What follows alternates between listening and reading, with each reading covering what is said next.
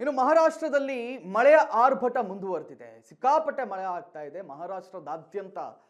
ಕಳೆದ ವರ್ಷ ಏನಾಗಿತ್ತು ಅದೇ ರೀತಿ ಈ ವರ್ಷವೂ ಕೂಡ ಮರುಕಳಿಸ್ತಾ ಇರುವಂತದ್ದು ಬಹಳ ಬೇಸರದ ಸಂಗತಿ. ಮಹಾರಾಷ್ಟ್ರದಲ್ಲಿ ಮುಂದುವರಿದ ಮಳೆ ಆರ್ಭಟ ಮೈತುಂಬಿ ಹರಿತಾ ಇದೆ ಅಂತೆ ಕೃಷ್ಣಾ ನದಿ.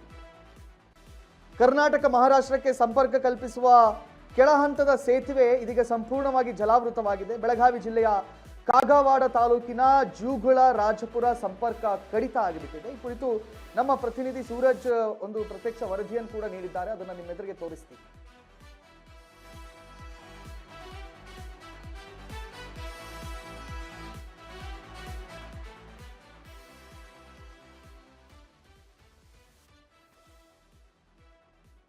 ಎಸ್, ನಮ್ಮ ಪ್ರತಿನಿಧಿ ಸೂರಜ್ ಕೋರೆ ಅವರು ಒಂದು ಪ್ರತ್ಯಕ್ಷ ವರದಿಯನ್ನು ನೀಡಿದ್ದಾರೆ. ಯಾವ ರೀತಿ ಕೃಷ್ಣಾ ನದಿ ಮೈತುಂಬಿ ಹರಿತಾ ಇದೆ, ಇದರಿಂದ ಏನೇನು ಪರಿಣಾಮ ಆಗಬಹುದು ಅಂತ ಹೇಳಿ ನೋಡ್ಕೊಂಡು ಬನ್ನಿ. ನಾವು ಜಿಲ್ಲೆ ಜುಗು ಗ್ರಾಮದ ಕೃಷ್ಣಾದಲ್ಲಿ ಇಲ್ಲಿ ಪಕ್ಕದಲ್ಲಿ ನೋಡ್ತಾ ಇರೋದು ಮಹಾರಾಷ್ಟ್ರದಿಂದ ಕೃಷ್ಣಾ ನದಿ ಕರ್ನಾಟಕ ಎಂಟ್ರಿ ಆಗುವ ಪ್ರದೇಶವಾಗಿರುವುದು.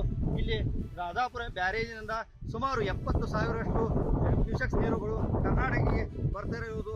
ಅದೇ ರೀತಿ ಇಲ್ಲಿಯ ಜಿಲ್ಲಾಡಳಿತ ಹಾಗೂ ತಾಲೂಕು ಆಡಳಿತ ಸ್ಥಳೀಯ ಗ್ರಾಮವಾದ ಜುಗು, ಶಾಪುರ್, ಮಂಗಾವತಿ, ಅದೇ ರೀತಿ ಪಕ್ಕದ ಮಹಾರಾಷ್ಟ್ರ ಗ್ರಾಮವಾದ ರಾಜಾಪುರ್, ಖಿದ್ರಾಪುರ ಗ್ರಾಮಗಳಿಗೆ ಯಾರೂ ಜನಗಳು ನದಿ ಹತ್ತಿರ ಹೋಗಬಾರದು ಅಂತ ಮುನ್ನೆಚ್ಚರಿಕೆ ಕ್ರಮ ಕೂಡ ಹೇಳಿರುತ್ತಾರೆ. ಅದೇ ರೀತಿ ಈ ಗ್ರಾಮದಲ್ಲಿ ಇನ್ನೂ ಕೂಡ 2 ದಿನಗಳ ಕಾಲ ಮಳೆ ಆಗುವ ಸಾಧ್ಯತೆ. ಅದೇ ರೀತಿ ಮಹಾರಾಷ್ಟ್ರದಲ್ಲಿ ಕೂಡ ಇನ್ನೂ ಜಾಸ್ತಿ ಮಳೆ ಆಗುವ ಪರಿಸ್ಥಿತಿ ಹವಾಮಾನ ಇಲಾಖೆ ತಿಳಿಸಿರುತ್ತೆ. ಕ್ಯಾಮರಾ ಪ್ರಶಾಂತ್ ಜೊತೆ ಸೂರಜ್ ಪರೆ ಚಿಕ್ಕೋಡಿ.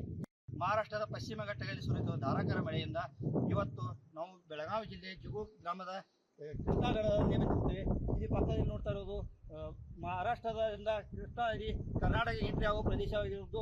ಇಲ್ಲಿ ರಾಧಾಪುರ ಬ್ಯಾರೇಜಿನಿಂದ ಸುಮಾರು 70,000ರಷ್ಟು ಕ್ಯೂಸೆಕ್ಸ್ ನೀರುಗಳು ಕರ್ನಾಟಕಕ್ಕೆ ಬರ್ತಾ ಇರುವುದು.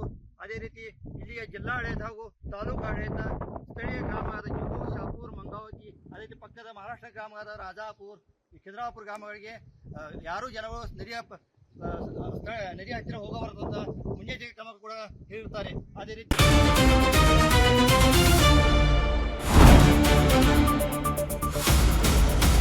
ಸಂಪೂರ್ಣ ನ್ಯೂಸ್ 24x7 ಇದು ನೊಂದವರ ಧ್ವನಿ.